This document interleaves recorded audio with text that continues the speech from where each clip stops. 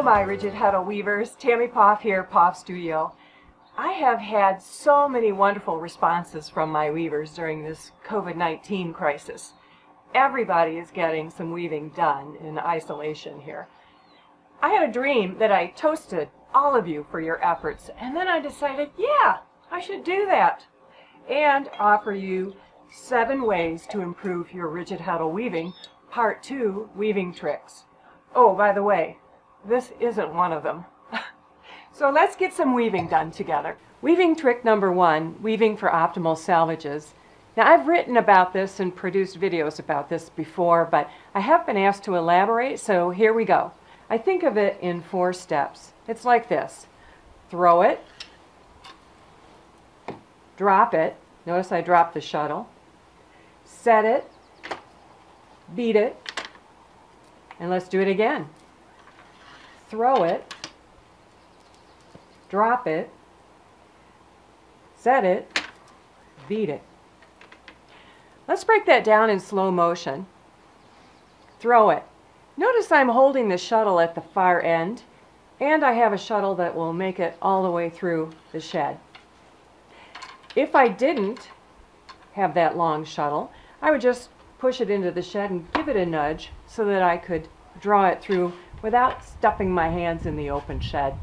I had a student bring her scarf to class, and she was just about complete and wondered why her salvage threads were just hanging totally slack. What we realized was that she was holding her shuttle in the middle, and it was comfortable for her to shove it into the shed and then stuff her fist in to go get it. There's only so much your salvage threads can take. So keep your fist out of the shed, although a little flick of the finger there is okay. Often I see salvage threads falling off their warp packing in the back without the weaver knowing it, if they've used a packing that wasn't wide enough. That can be difficult to fix mid-weaving, so be aware that you should try to have at least an inch of packing extending either side beyond the warp spread. If you need to fix this, however, if you're having a problem with this, loosen up a little in the back and take a warp stick, or in my case, a shuttle that is wide enough, and slide that in under the warp. Tighten up again. Just remember you'll have to reposition that as you continue to weave.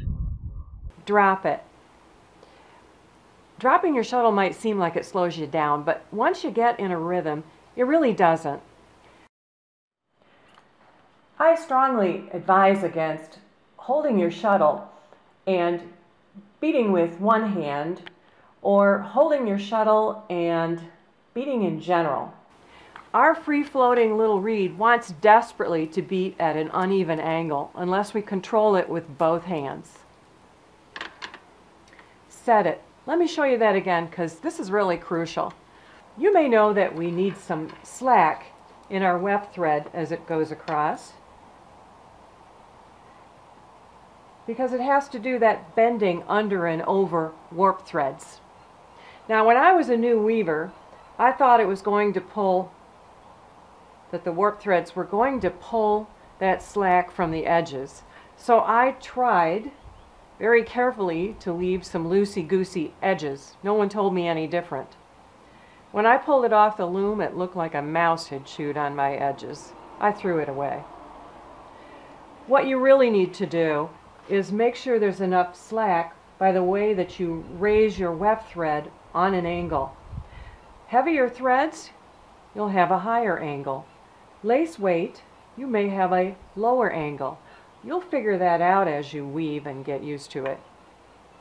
What we want to do at the salvage is have a nice tight point to our triangle, because that, where we set that point, is exactly where it's going to end up if we've given enough slack going across. So what I do is I flick my finger just inside the first few warp threads of the open shed, and I push that down to that sharp point where it will draw the salvage thread nice and close to the second thread in without pulling so hard that it would tumble under or over the second thread. Now, when I give it a beat, I have salvage threads that are slightly tighter than the inner threads, but the threads are not tumbling under or over each other to make an unsightly hill. Also, try to master a good one-time beat.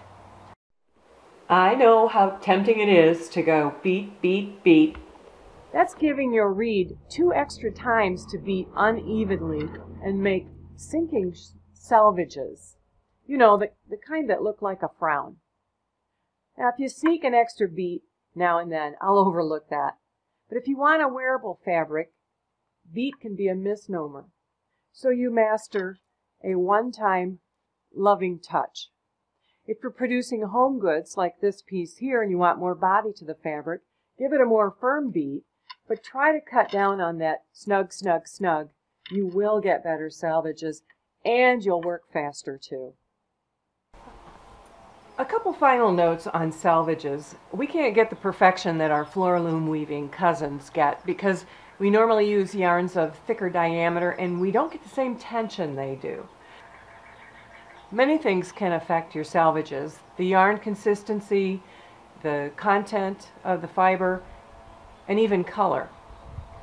Also, if you do any pickup patterning, like you see here before I did the plain weave, that's going to draw in differently and it's going to affect your salvages as well. So just embrace the raw limitations of our loom. Trick number 2, check your density. I coined this phrase to refer to 2 things here. Weaving well on a rigid Heddle loom requires a certain amount of contraction of the fabric to tighten those salvages. Most of the time, you'll want to lose about 10% of your weaving width. I find that mohair and some lace weights draw in only about 3%, and they still get nice salvages. After you're weaving a few inches, you'll want to see if you have achieved good draw-in. And then check periodically throughout weaving to see if your width is staying consistent, especially if you're new to our craft. I warped 18 inches, so 10% loss means my fabric should be about 1 3/4 inch less than my warp width, or it should measure about 16 1/4 inches. Let's see. And it is 16 1/8 inches across. If you're within 1/8 of an inch, those are some happy edges. I call that a win. Also, if you want drape, or if you want some of the warp color to show, like I did here, you'll need to achieve something close to balance. Balance is, if I have 8 warp ends in 1 inch, then I should theoretically have 8 weft picks in 1 inch. Now, you seldom get close to perfect balance, but close to balance is good enough. So as I detail in my book, Color and Texture for the Rigid Heddle Loom, every yarn combination has a happy place for PPI, picks per inch, so that your fabric is stable and it still achieves its purpose. That may be balance, or for heavier, stiffer fabrics, that may be warp-faced, where the warp is dominant, or weft-faced, where weft dominates. This comes to you with lots of practice. Meanwhile, never be afraid to check your PPI throughout your work for consistency and successful results. So here's what I do. If I want to know how many picks per inch I have, I lay my tape measure down on top of the most visible thread, warp thread that I can find, and I count how many picks in 1 inch. Now if you count the threads on top, 1, 2, 3, 4, there's a thread underneath for every thread on top. So that's 8 picks per inch, so I guess I have balance here. Trick number 3, advance often. We all get a little caught up in our work now and then, and we want to weave without stopping until we can't weave no more. But I say, resist the temptation, weavers. I roll my woven fabric forward about every 2.5 inches when I'm on my small cricket, and about every 4 to 4.5 inches on my larger loom. That's because I have more space between the reed and the front beam on this one. So advance often. If you weave much closer to the reed than what I just suggested, it's going to pull your salvage threads back out and affect the consistent width of your fabric. Trick number 4, how not to skim. Are you a skimmer? We all are at some time or another. That's where you're going through the shed and you accidentally exit and re-enter to make a flaw in your weaving. I have 2 thoughts on that, you skimmer you. Don't be afraid of tension. New weavers often fear that their warp threads will break if they crank too much tension onto their threads. If you tested your warp to make sure it doesn't break too easily before you use it, here we go, the snap test. You've probably heard of this. That's where you hold the yarn about 12 inches in length and you push on it to simulate the kind of tension your loom would give that yarn. Whoa, breaks way too easy. Not good warp. Notice I did sneak some into my warp in isolated places. I can count on the strong yarn that surrounds it to support this weak yarn if I just have little bits of it. So remember that the tension is shared between all the companion threads and crank that baby. The only way tension is too much is if you can't move your reed easily. So if you're still a skimmer, here's a little shuttle trick. Instead of passing through the shed level with the ground or level with your warp threads, tilt that shuttle out just a little bit when you hold it. If you tilt it away from you and pass through the shed, if you skim, the threads are going to stop you. Trick number 5, handling loose warp ends. Okay, so sometimes we jam into the warp with a little too much gusto and we cause a sagging warp thread. I don't have a sagging warp thread today, but let's pretend. So here's a few things I use to fix that problem.